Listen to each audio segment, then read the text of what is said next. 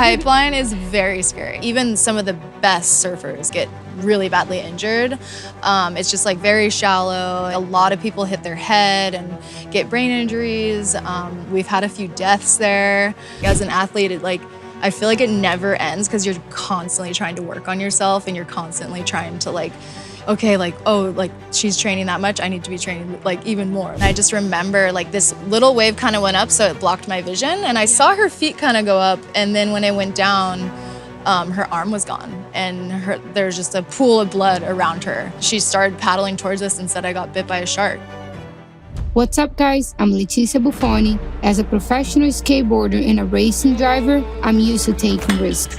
In this new podcast and video series, I'm meeting people from around the world who shares the same mindset. I'm going to find out what drives them and look deeper into the relationship between performance and pressure. This is the Team Ignition Show.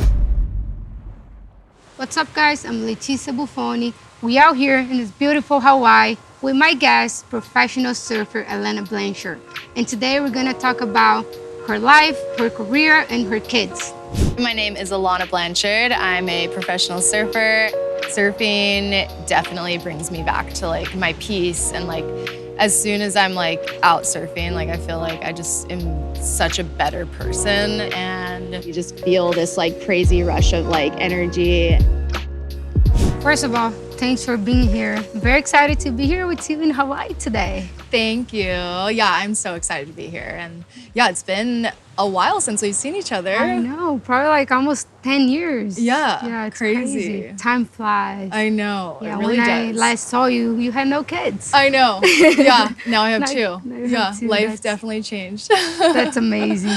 Today I kind of want to get to know you better, how did you start surfing, where did you grow up? So yeah, I grew up on Kauai in Hawaii. I was born and raised, and it's very small. You can't really even go around it, but it's just a small little island, and there's not much to do there. So surfing was kind of just thrown in my face, and my dad was super into it, and that's kind of why he moved to Kauai at a young age too.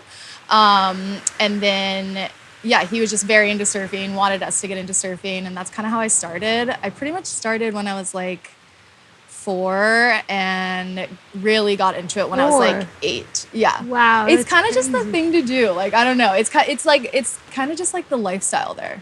Kind of like Brazil. Brazil, when you're really young, you start playing soccer. Yeah. That's always the first thing we do growing up. For sure. Play soccer.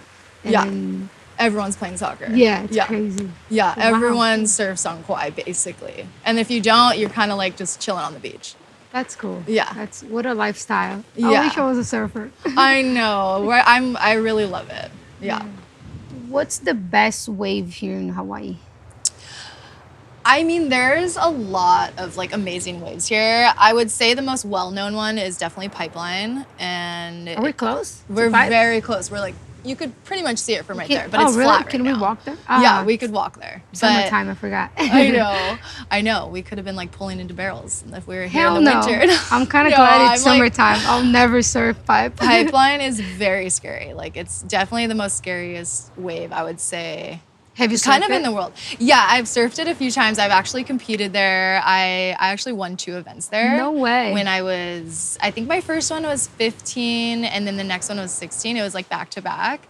Wow. I don't know. Yeah. How big was it? Do you remember? It wasn't crazy barreling pipe, but it still was definitely scary. But I feel when you're, I don't know if you're the same, but when I was 15, 16, or I don't know, even you don't 18, think about it. You don't care. You don't care about anything. You're just go for it. So yeah, I feel now that I have kids, I'm way more scared. I don't surf pipe. I mean, first of all, it's so crowded, and then it's definitely a wave where a lot of people, even some of the best surfers, guys surfers, get really badly injured. It's just very shallow. It's has caves where you can get stuck in, and a lot of people hit their head and get brain injuries. We've had a few deaths there. Yeah, it's a really gnarly wave. And so surfing pipe can be more dangerous than swimming with sharks? I would rather, yeah, I think I would rather surf with sharks. I mean, swim with sharks. No, I'm kidding. Okay. I don't know. Good to know. Like it depends on what size, you know, like you can surf it and it's fun and rippable. But once it gets over like 6 feet, it definitely becomes like a whole other beast. And that's when like, you know, things can happen, I feel like. It is really cool though now, like, you know, like it was really cool for me to win those events. And I was always really proud of it. And it was just but like, I don't know, when I was that age, you're just like, yeah, whatever, cool, like, you know, but like looking back, it was like a really cool moment. And I think that even helped my career too.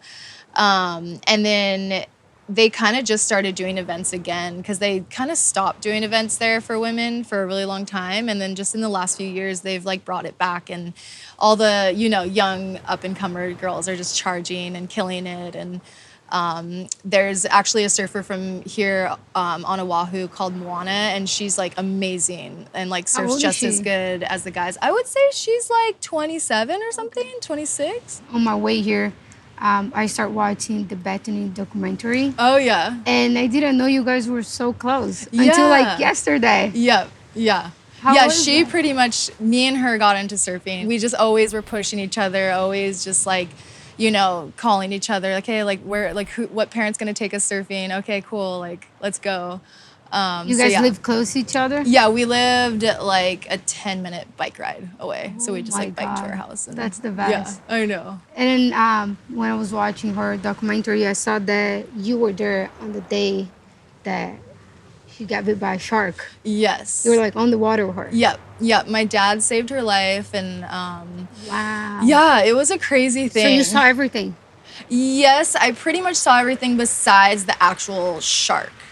I didn't really see the attack. I didn't really see the shark because what happened is it was like 8 a.m. We were homeschooling by then. We were in like 7th grade. Oh, that's a dream life. Yeah. Homeschooling, surfing every day. And my dad's like, okay, let's go for a surf early. I'll take you girls. And my brother was with us too. And Bethany actually met us down at the beach. And she was almost going to go out to this other wave, but she ended up coming with us. Her mom dropped us off. And yeah, it was kind of around 8 a.m. It was just like super beautiful day. And you wouldn't ever think something like that would happen, especially at 12 years old. You're just kind of like, you know, we're just not splashing around, but we're just living our life, like playing around, surfing. And then I just remember like this little wave kind of went up, so it blocked my vision, and I saw her feet kind of go up, and then when it went down, her arm was gone, and there's just a pool of water or a pool of blood around her, and she started paddling towards us and said, I got bit by a shark. And it took me like... She was still able to paddle after that. Yeah, she had one arm and she just started paddling to us. And it was like, it was like, I just couldn't, like when you see something like that, you just can't like comprehend at first. So we're just like, but my dad acted really fast. He went up to her. He was in the water too. Yeah, he was in the water. We all three of us. So it's a really far paddle out. I forgot to mention that. It's like a 15-minute paddle out, and it's like it goes from like shallow water to a big channel to like a reef bed, and then the break is out there. So we got onto like the reef bed with her, and my dad pushed her on a little wave so we could get there. And he tied a tourniquet with his rash guard around her. She calls it her stumpy. Her stump. And she was pretty conscious, and she was very calm. And my dad just told my brother to like jet in as fast as you can and like call the ambulance. So it was just me and my dad basically trying to watching the whole thing. Yeah, watching the whole thing. I was just trying to keep her awake, so she just kind of stayed conscious. And kind of halfway to the beach, like in the deep channel, my dad started thinking, he's like, oh my gosh, what if a shark comes back? Because she's bleeding still, like what if it comes and gets Alana? So he just said, like, Alana, get to the shore as fast as you can. So I got to the shore a little bit before them. I get there, I'm like throwing up, I think because the shock or whatever it is. And I just had someone else call 911. It took like, it felt like an hour before they got there because we were out kind of at the end of the island almost, and it just kind of takes a while to get to where we were. And it took so long, and we were just tripping out, and yeah, it was a wild experience. And I cannot imagine watching out that in person. And how did you overcome that and kept surfing? You know, I think because we were so young, it just, you bounce back so much faster from things like that. I'm not saying that it didn't affect me, but I still don't even know how it like has affected me to this day. Kind of like, I did like some therapy, but really not. I probably should have done a lot more. But yeah, we just kind of like, you know, after a week, and she was just so strong, honestly. Like she kind of moved past it. She has like a lot of faith, and she just said there was a reason why it all happened. And, you know, so I think she just moved really fast. And like, so it kind of made me like, be like, okay, yeah, I'm fine too. Like whatever you want to do. And, you know, she was surfing, she got bit on Halloween, and she was surfing by Thanksgiving. Like that's how fast. So that's like a month? Less than a month. Yeah. No way. Yeah. Yeah. So it was very fast, and we're just like, okay, yeah, we're still doing this. And how long after did you surf again? I think I surfed like a week after. Yeah. That's but like, crazy. I know if it happened to me Did now, you ever go back to the same place? Yes, I have surfed it before, and I've surfed it with her before too. Wow. Yeah. So what about like, after? Did you go back to the same place? Yeah, after she surfed it. Yeah. Oh my God, you guys are insane. I know. They say it's like, you know, it's more rare to get bit by a shark than it is to like, you know, drive your car and get hit. So I feel like you're doing more of the dangerous stuff. Yeah. I mean, but yeah, it is crazy. And I think if it happened now when I'm like in my 30s, like more thought out, I think, your mother. Oh yeah, now that I'm a mom, and that's the thing, now that I'm a mom, I'm way more scared. Like I'm more, like every time I surf, I do think about sharks, but I just try to be smart about it. I don't like, you know, surf super early in the morning anymore. I try not to surf late into the evening. And we're supposed to surf this afternoon, late evening. I know, so we'll be fine. Maybe we should go earlier today. I don't know. I grew up hearing that sharks are bad. Yeah. That you can get killed by a shark. And all they show in the news, yeah, it's, you know, sharks killing people. I know. I wanted to talk about this because I know it doesn't happen all the time. It really doesn't. I mean, it is one of those more rare things, but like being like a surfer, you do, like it does happen. And like, I guess, you know, like I guess there's probably like an attack or two in Hawaii at least every year.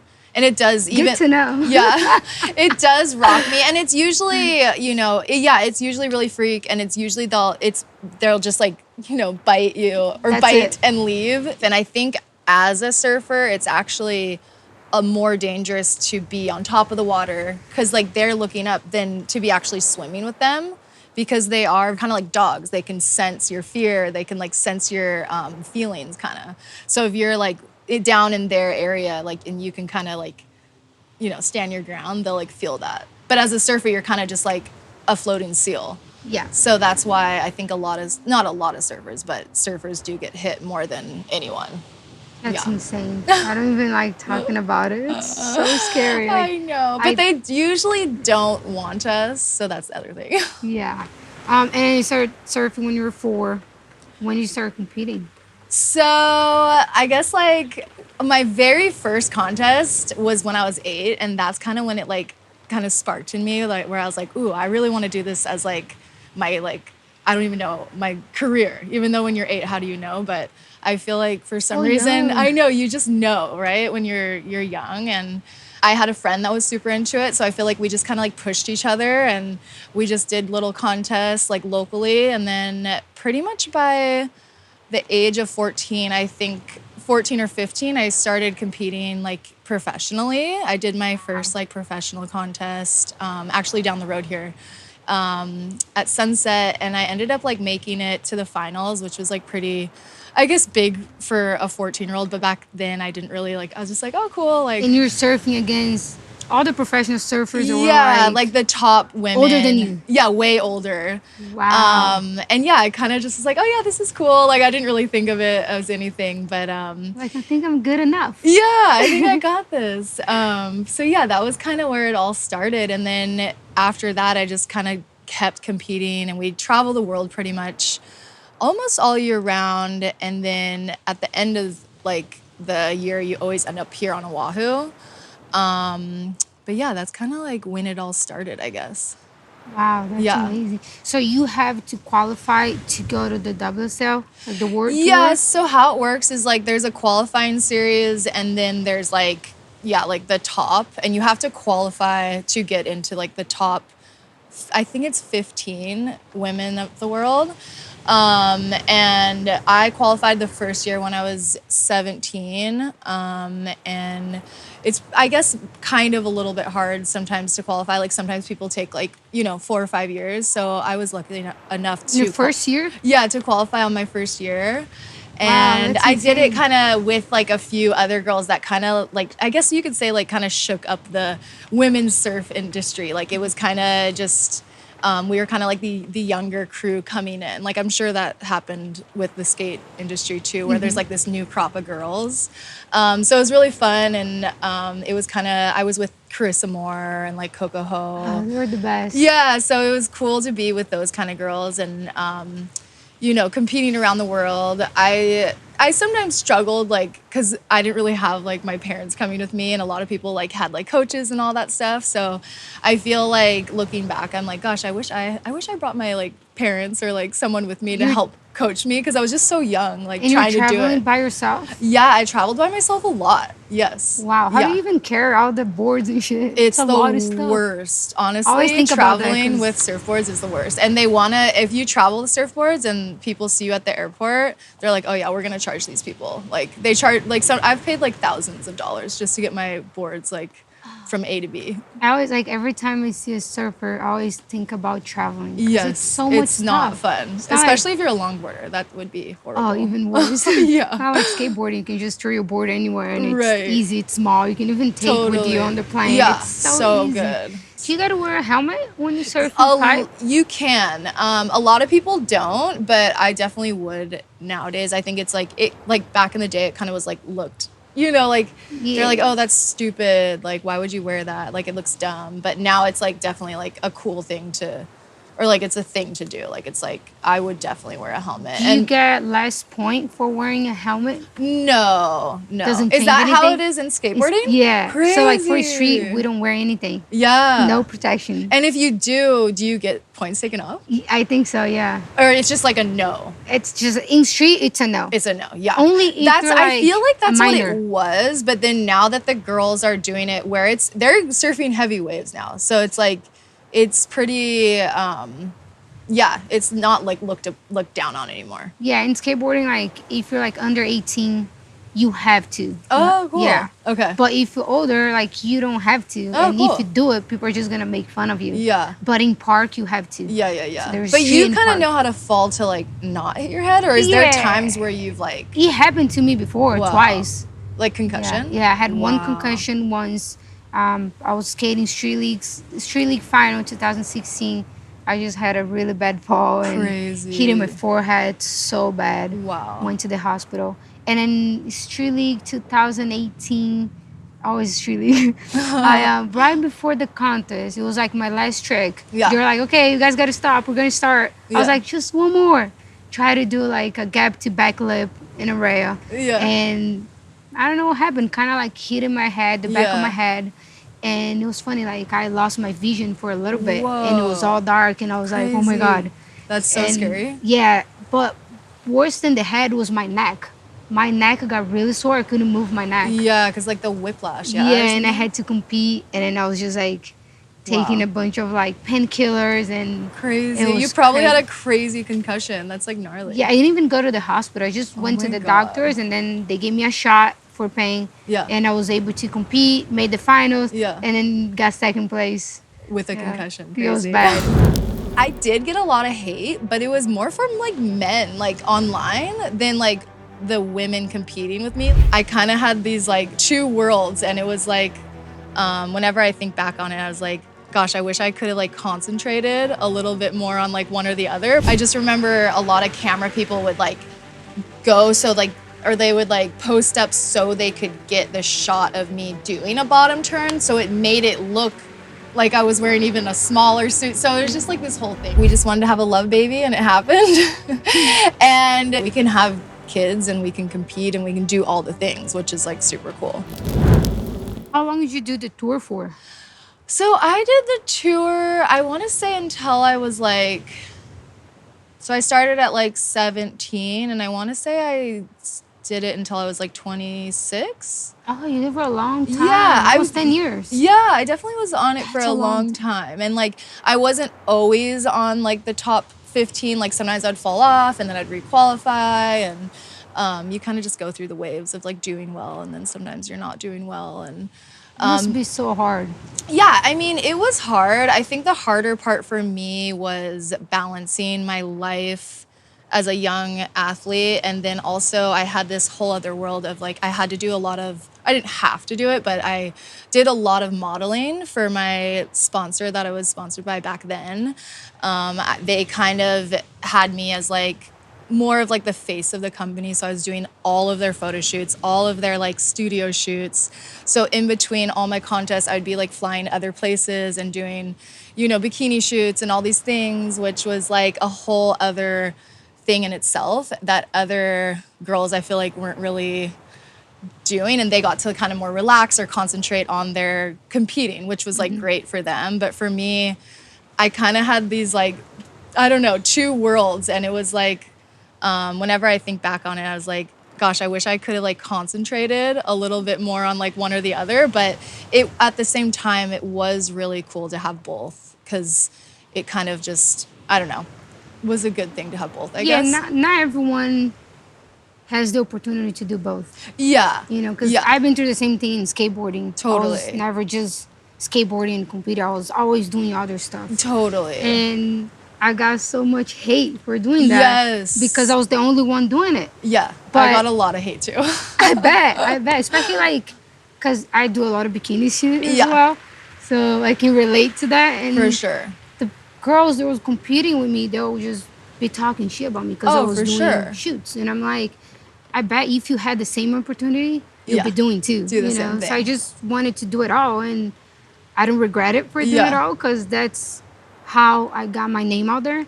So like I went through like a really weird phase in my career that where like they were kind of they're like hating on me like big time. Yeah. Because like I was the first one to do stuff outside of skateboarding. You know, like I was getting really cool opportunities, you know, and I was like getting sponsors by, like I was the first woman to sign by Nike SB. Crazy. And everyone was kind of like jealous. Yes. And then they started just hating on me. Yeah. And I feel like skateboarding, even way more so than surfing, is like, you guys are like just badass, like more like, I don't know, like baggy jeans, like all the people. That was the problem because I didn't follow the and which route. is a good thing. Yeah. That's kind of what I did too, I guess too. But yeah, like I went on another direction. Yeah. I didn't follow the trend. Yeah. And that's why they hated on me so much because I was doing other stuff. I was just being me. Like I was the first girl to wear a leggings in a competition. Crazy. And they're like, just what leggings? are you doing? Yeah, just like regular That's leggings. So PG. They're like,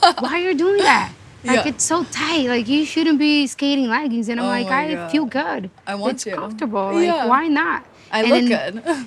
And then for a moment, they're like, yeah, like Nike's forcing you to do it. And I'm like, no, they didn't say anything. I wanted to do it, you know? Yeah. So I got so much hate that year. It was 2015. I could imagine. People like saying like, oh, she doesn't even skate anymore. All she does now, it's like modeling. She's a fitness model. She's this, she's that. And I'm like, this is what I do. I skate every day. But I'm not posting every day that I skate every day. But I really wanted to prove them wrong. Yeah. So that year, we had the first ever Street League biggest competition for us, and they never had a women competition. It was the first one ever. It was the World Championships. Wow. And I wanted to like win so bad because it was the same year that people were talking a lot of shit. Yes. So I had a lot of pressure on myself. Like I gotta win. But also like I was so busy doing other stuff. It was I'll say it was like the first year of my career that I was like really like blowing up and doing like stuff outside of skateboarding. Yeah. Like I had a bunch of sponsors, and I was like, I really want to win. Like this Yeah. is like my chance to prove everyone that Wrong. you know, like everything that I'm doing, it's because I'm a professional skateboarder, not because I'm For a model. sure. You know. Yeah. So I won the contest, and it was like the craziest day of my life because I had so much pressure Yeah. on my shoulders that I really want to like prove everyone wrong. Yeah, but And, how like, good is it to prove people wrong when Dude, they're talking it shit? was the best feeling ever. Like I was crying I never cry for anything. Really? Like people never really You're see like, me crying. Like I don't cry. Like Yeah. unless like I don't know, somebody dies or you Yeah, know. yeah. And that day I was like crying. Like after the contest, I was like crying for hours. Like, Oh I my couldn't believe it. I was like, gosh. I did it. You know. Yeah, Like that's so cool. That must have been such a cool and then after moment. that day, I feel like that was like the best and worst year for me. Yeah. And then I feel like after People that kind of day, respected you more. yeah, after that day, I didn't give a shit. Yeah. I'm like, Yeah. I am who I am. I'm gonna do whatever I want to do, and you can't talk shit. You Yeah. know, like I'm the most successful woman skater. Yeah. Like, what are you gonna say? Like, I'm Yeah. doing the right thing. Like, if you don't think it's the right thing for you, it is for me. So, Yeah. Totally. Then after that day, I just been doing whatever I want. Yeah, good. I feel like I'm like so similar in that way where like when I first started competing, I was just wearing like basically a thong because that's kind of just like the normal way of wearing bikinis. Like in Hawaii, like we all wear like super small bathing suits because like, I don't know. It's like the same in Brazil. You guys like grew up with small bikinis. Everyone's like more like very comfortable with their body. And I just rocked up to this like professional surf event and like where women are usually in board shorts and I'm just in this like thong bikini. I'm just like, what's up? Like, and I did get a lot of hate, but it was more from like men like online than like the women competing with me. Like the women competing with me would kind of like, you know, throw some shade, but it was more like a joking, like kind of big sister thing and I still just didn't give like, you know, a shit. I was just like, yeah, I want to look good. I want to look cute. Like, this is what I wear in, like, in the skateboarding is ocean. different. They don't care. They'll be like in magazines talking shit about you. Like. Yeah, that was where it was like more online and like, it was just like and then they would get like, I just remember a lot of camera people would like go, so like, or they would like post up so they could get the shot of me doing a bottom turn. So it made it look like I was wearing even a smaller suit. So it was just like this whole thing. But I just really I just didn't care. And I remember like cutting, like when I got sponsored, their suits were really big. They were like diapers. So I would like sew them smaller. No way. Yeah. So, and then I would get somebody to like do it professionally. And I would just, so like I could have the suits that I wanted. And like, then it kind of became a normal thing. And now like all the girls basically wear, not all of them wear small suits, but a lot of them wear small suits. Like we all like, you know, it's more like normal now, yes. I feel like. Same with skateboarding. There's a bunch of girls now, because I started wearing leggings and then just a tank top. Yes. And now they all do the same thing. Yeah. I've seen a few that like look really good and like badass. I'm like, that's sick. Like, it's funny, like 10 years ago, people were talking shit, but now like a bunch of people normal. It's normal. Yeah, know? you paved the way. But I feel like if I was a surfer, I was going to be the same way. Totally. Yeah. I don't know. It's fun to like feel good and like feminine and like, I don't know. I feel like it's nice to just like not give, you know, an F either.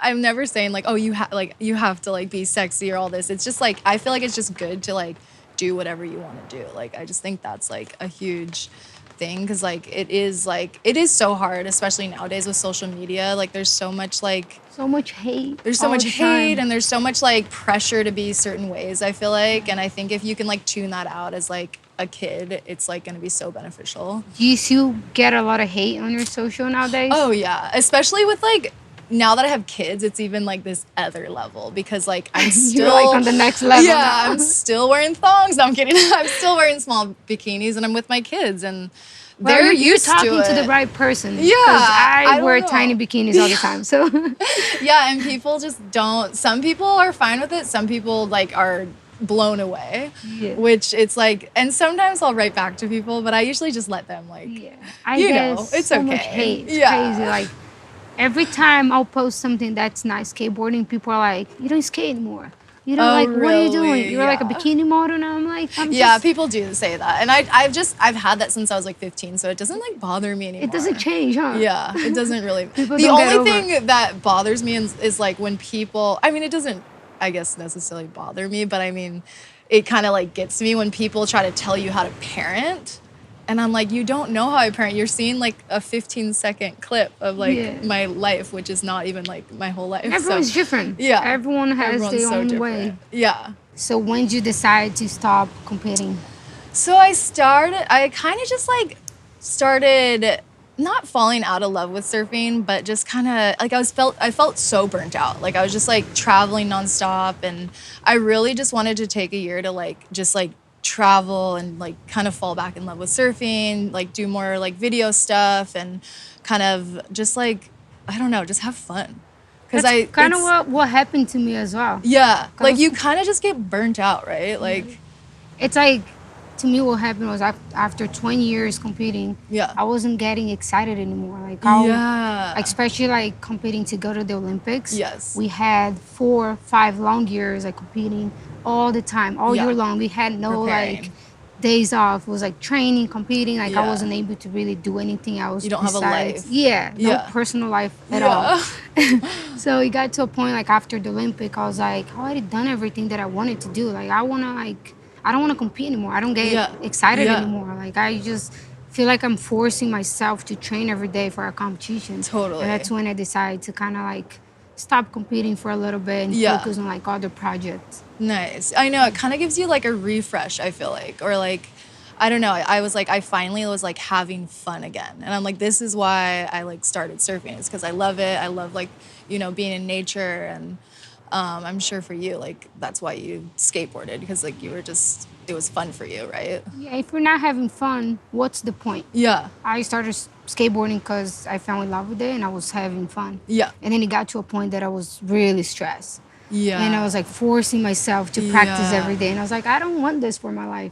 I I'm not know. happy, you know? Yeah. And when I took some time off competing, it was just the best. Yeah. So like now, I don't get to skate every day anymore because I'm always doing something. Totally. But when I do, I enjoy so it a much lot. fun. And Yeah. it's the best. And I'm like, I love doing this. Like Sick. I don't have to force myself anymore, you know? Yeah. I can choose what to do. So it's cool. Yeah, I feel like people don't realize like the pressure athletes put on themselves and like how stressful that is on your like life and like I feel like people go to a job and like when it's done, but like as an athlete it like I feel like it never ends because you're constantly trying to work on yourself and you're constantly trying to like okay, like, oh, like she's training that much, I need to be training like even more. Like There's and it's always younger people coming and totally doing better every oh my time. Gosh, It's I know, like insane. 14, 15-year-olds just killing it nowadays. Insane. When did you decide to have kids? So Was something you like wanted to have for a long time, but you couldn't? honestly, I was never someone that I was like, ooh, I want babies, like, you know, by the age of this. I just, you know, I kind of was just, it wasn't like a big thought out plan. It was just me and my fiance now. We're just we just fell in love and we're just like, let's have a baby. And it was kind of like that year that like I was like, oh, I'm not going to compete. So I'm like, oh yeah. It was right after? Pretty much like a year after, I would say. Like I was still kind of like in that zone of like I wasn't competing as much and I was just doing a lot of different things, like a lot of shoots. I was like, my sponsor at the time was just like, you know, had me doing every single shoot. And I didn't even care. I was just like, I'm gonna have a baby. Like they'll just have to, you know, deal with it, whatever. Like So you didn't even like talk to them? Like you No. didn't prepare your sponsors? I didn't prepare anything. We just were Just like, happened. we was just like, we just wanted to have a love baby and it happened. And yeah, for some reason, because I was with my sponsor for so long and I was like the face of the company and I just kind of figured that they would be like, oh yeah, you can have like, you know, so much time off and we'll be fine. Especially that you were like only doing shoots. You Yeah, were like not competing. yeah, I wasn't competing, you know, and it was kind of just, yeah, it just happened. And when I told them, they seemed cool with it. And I had my bikini line with them. I was doing all the shoots. And as soon as I like after I told them, they seemed cool, but it slowly like it was not, they were not cool with it. Like they were like super bummed. So they didn't want to support you. They did not really want to support me. They didn't like, it wasn't more so like they didn't want to support me. They just didn't like the image of me being a mom, basically, I think it was, which was kind of fascinating to me because like when you become a mom, it actually creates this whole other, stream of people watching because there are so many moms out there and they want to see other moms, doing things or how they're doing it. And they didn't drop me, but things kind of just like slowly started getting worse. Like they kind of like pulled my line. They didn't want to do my bikini line anymore. They didn't want me at any of the shoots. And they pretty much told me to like not post as much like content with my kid on my social media. That's then crazy. When it came to like renewing, they like, I think more than halved my contract. And they just kind of said like, oh, we can't shoot her next to our 18-year-old models anymore. She's just, she's tired and breastfeeding. They said that? Yes, no way. Multiple times to me. And it just kind of got to the point where we just kind of like had to split ways because it just was getting like just so toxic. And like the things they were saying to me were just like, I just couldn't keep like going on. So I didn't get dropped necessarily, but it just got really bad. And after seeing all that, like there's no way you can keep. And I was only 28 at the time. I'm like, and at the time I was like, I kind of like when people say that to you, especially a man that's like, he was like in charge. He was like the head guy. You kind of like, oh shit, I guess, I am older. People don't understand that, we're women. We go through a lot of stuff in life. Yeah. And we depend on our body. Totally. And we want to have a family. Like For almost sure. every woman wants to have a family. Yeah. And we got to weigh so much because we're competing. We depend so much on our body. Gosh, yeah. And people don't understand what's meant to be an athlete. Yeah. Yeah, and the thing was I was like 3 months after I had my baby, I was like, I can come shoot or whatever you guys want. Like look at you now. Yeah, like I was like, I can do this. Like, but they were just telling me like, oh yeah, you just can't shoot next to our 18-year-old models. And I'm like, I don't know. At the time I was like, oh shit, like I guess I'm old and washed up. But then I'm like, yeah, it took me like 6 months to be like, wait, what the hell was that? Like, now I'll say I've been really lucky with my sponsors because they never told me to change. Good. They never told me to not do something I wanted to do. And when I told them that I didn't want to compete anymore, they were like cool with it. They were like, yeah, go do other stuff. You've been doing this for 20 years. Like, go, shoot video parts, go do cool projects. Like, and they even like, we talk about it like, hey, like if you ever, want to have a kid, we're going to support you. So that's awesome. I'll say I'm really lucky because not every company is like that. Totally. And I think nowadays more in like, now that we're, I don't know, maybe if it was like 6 years ago or maybe a little longer, it's kind of like the companies were a little bit gnarlier. But like now it's like, I feel like companies are more like woken up. There's been so many athletes that have had like kind of like worse situations than me. I know there was like a runner and a few other athletes that had similar situations where like, companies just like bail them or whatever it is. And I think it's kind of more known that like we can like, we can have kids and we can compete and we can do all the things, which is like super cool. Yeah, and still look good. Yeah, and it like you opens, had 2 kids. Oh, thanks. And it like opens up this whole other world. Like there's so many moms out there that like want inspiration and they want to like, they want to be, it's kind of relatable. Like you're going through something that's like more relatable than ever to somebody. I don't even have kids. I think about having kids one day. But I've been following you for years and I see all your posts with your kids and it's just amazing the life you guys live. Yeah. It's a really cool lifestyle. Thank you.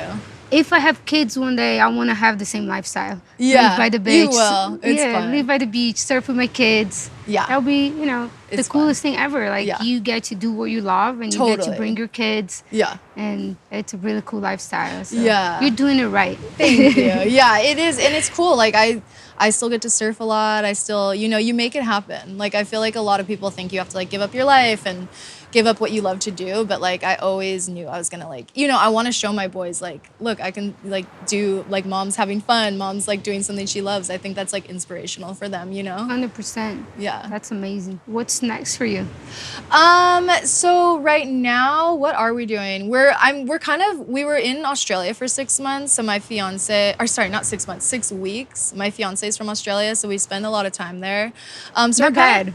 What was that? Not bad. I spent time in Australia and Hawaii. Yeah, I know. What We're like lucky, but then at the same time, you know, I really like home, but he really likes Australia. So it's always this thing like, where do we want to be, you know? But we are really lucky. Like, it's not like, I almost think it's easier when one place is just like so much better and they're like, okay, cool, let's choose here. But like for us, we're just constantly like, should we go back to Australia? Should we be on Kauai? But right now we're on Kauai, and my oldest is going into school in like 2 weeks. So we're going to be doing that. And how are you going to do that? Because you're not going to be able to travel that much I anymore, know. huh? So that's the thing. Once they get to like 6 or 5 or 6, it's kind of like they're in school, which is like, I don't know, I almost don't like, but then it's like nice because they're in school and it gives you freedom to do things.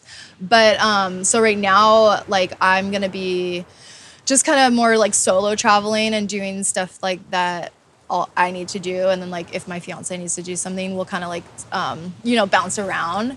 But we'll still travel all as a family for sure. But I have a few things in California and yeah, like nothing crazy coming up, but yeah, I don't know. I can't even think what I'm doing. Your life is too good. You don't have to plan anything. Yeah, just kind of go with the flow. Cool. That was awesome talking to you. Yeah, thanks for coming thank today. you so much. Yeah, no, I'm like so stoked to I can't be wait for surfing. a part of it. I know, I'm excited. Next time on the Team Ignition Show. That's scary. I know a lot of stuff can go wrong today. It's really easy to get hurt doing a stunt. And right, left. What I'm gonna do today is make her look like an action hero. I want to do that.